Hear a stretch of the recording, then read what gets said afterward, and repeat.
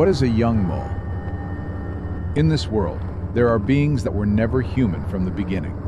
The beings we now speak of have never lived a human life. Yeongmul begin from an entirely different origin.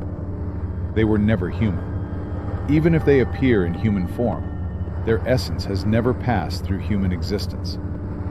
At this point, many people ask, so what exactly is a Yeongmul?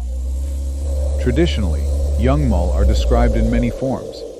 Beings dwelling in ancient mountains and valleys, trees or stones that have endured for centuries, energies rooted in specific places, or animals that have lived so long they have become extraordinary.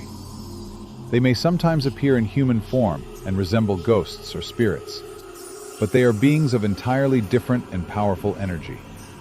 They have never been someone's ancestor, nor have they lived a human life. Therefore, Yeongmul are understood not as souls, but as forces of existence. Because they were never human, they are explained not through emotions, but through energy, function, and influence.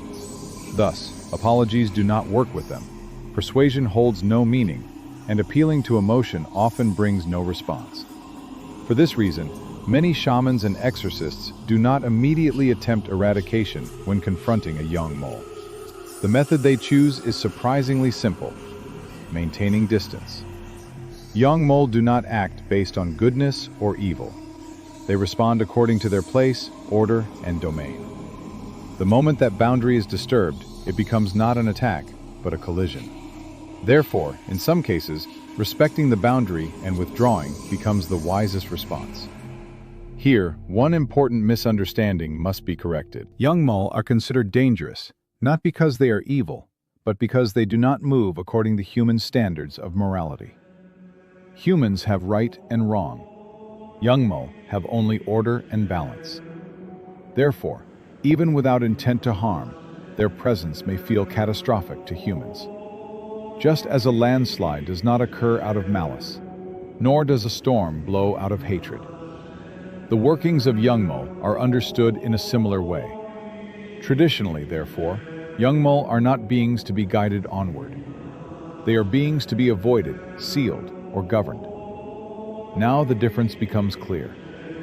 Yeongga were human, and are approached through the language of relationship. Yeongmul were not human, and are addressed through the language of order and boundaries. Disrespect toward a Yeongga leaves resentment. Disrespect toward a Yeongmul leaves calamity. This is why such words have been passed down. In many exorcism accounts and traditional records, the distinction between the two can be summarized by one simple question. Does this being carry traces of having lived a human life, or has it existed outside human order from the beginning?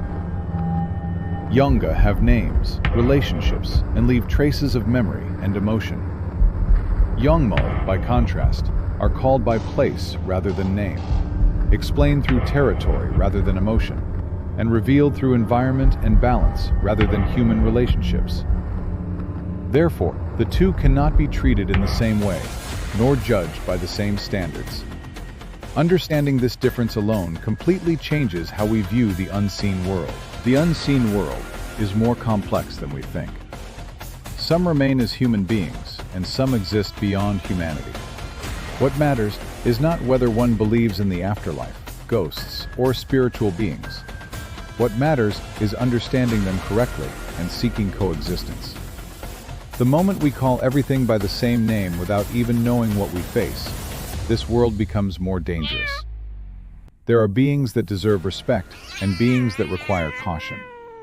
And the moment we understand the difference, the unseen world becomes a little less frightening and a little more understandable.